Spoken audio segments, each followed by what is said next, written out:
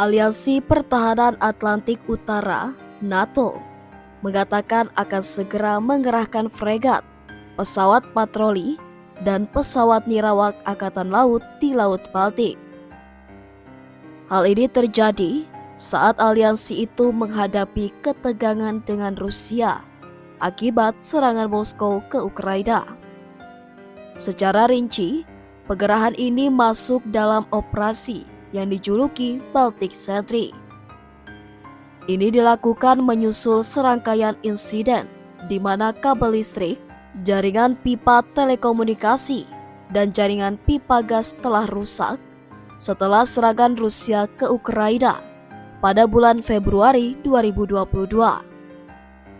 Sekretaris Jenderal NATO, Mark Rutte, mengatakan bahwa insiden perusakan kabel ini menunjukkan bahwa kapal yang menyebabkan kerusakan dapat ditangkap oleh penegak hukum.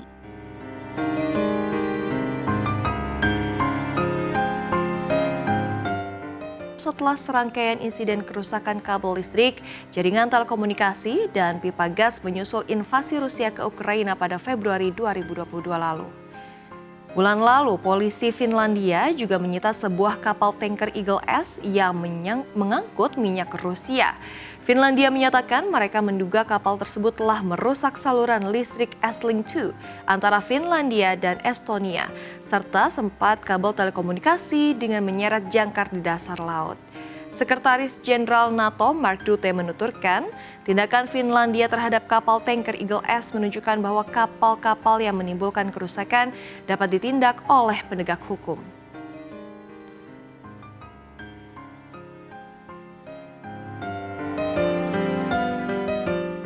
Polisi Finlandia bulan lalu menyita kapal tanker pembawa minyak Rusia setelah menduga kapal tersebut telah merusak saluran listrik Estlink 2 Finlandia Estonia dan 4 kabel telekomunikasi dengan menyeret jangkarnya melintasi dasar laut.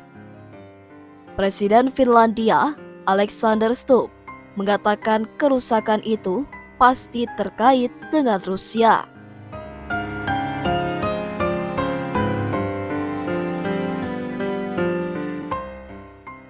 Negara anggota aliansi NATO berencana mengerahkan sejumlah kapal perang ke dekat wilayah Rusia. Pengumuman itu dirilis langsung oleh Sekretaris Jenderal Aliansi Militer Mark Rutte. Rutte menjelaskan pengerahan kapal itu dilakukan untuk mendukung misi baru NATO melindungi kabel bawah laut di wilayah Baltik bernama Baltic Sentry dari sabotase musuh. Adapun daftar kapal tempur yang akan dilibatkan dalam patrol diantaranya termasuk fregat, pesawat patroli maritim, dan armada kecil pesawat nirawak Angkatan Laut. Tak dijelaskan secara rinci berapa banyak kapal yang akan dilibatkan dalam misi ini. Namun Rutte menambahkan bahwa patrol laut akan dilakukan lebih dari 1 minggu. Manuver ini diterapkan menyusul ketegangan antara Barat dan Rusia yang kembali meningkat pasca antek Presiden Vladimir Putin dituding melakukan sabotase kabel bawah laut. Imbasnya beberapa kabel telekomunikasi dan listrik bawah laut telah terputus di wilayah tersebut. Sementara itu, jaringan internet sepanjang 218 km antara Lituania dan Pulau Gotland di Swedia berhenti beroperasi sekitar pukul 15.00 pada November tahun 2024. Para ahli serta politisi menuduh Rusia jadi dalang dalam perang hibrida melawan Barat saat kedua belah pihak bertikai soal Ukraina. Penilaian ini bukan tanpa sebab. Rusia dituduh melancarkan perang hibrida ke Eropa usai serangkaian insiden mencurigakan. Di antaranya serangan pembakaran, ledakan, dan tindakan sabotase lain di sejumlah negara Eropa. Mengantisipasi terjadinya serangan serupa, NATO memutuskan untuk bergabung meningkatkan kehadirannya di kawasan itu. Hal ini dilakukan untuk melindungi kabel bawah laut di Baltik yang merupakan salah satu infrastruktur penting.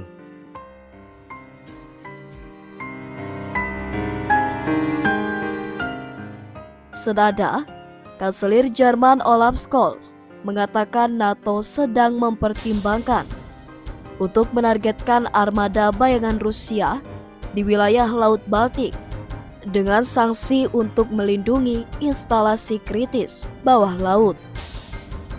Diketahui, Laut Baltik juga merupakan pintu masuk Rusia dari Atlantik sehingga perairan itu banyak dilintasi kapal Moskow.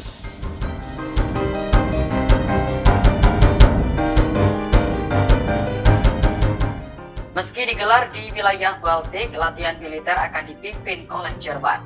Lokasi yang dipilih yakni di lepas pantai Estonia, Latvia, serta di wilayah timur dan tengah Laut Baltik dekat perbatasan Rusia.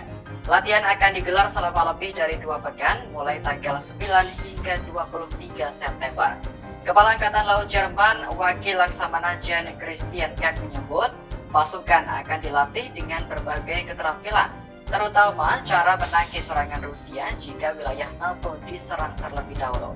Menurut Kak, pencegahan yang kredibel harus mencakup kemampuan menyerah.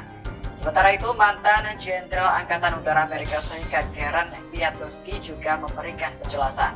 Melalui latihan ini, NATO disebut ingin memberi sinyal kepada Rusia terkait keberadaannya. Terlebih saat ini, negara-negara di sekitar Baltik mengajukan keanggotaan aliansi, seperti Swedia dan Finlandia. Menurut Karen, tidak ada satupun negara-negara di Baltik yang memiliki angkatan laut besar. Oleh karena itu, NATO akan terus memperkuat pasukannya di wilayah tersebut. Presiden Latvia Edgars Rinkēvičs mengatakan sekitar 2.000 kapal menyeberangi Laut Baltik setiap hari. Ini membuat situasi sulit untuk memantau semuanya, sehingga perlu adanya operasi tambahan.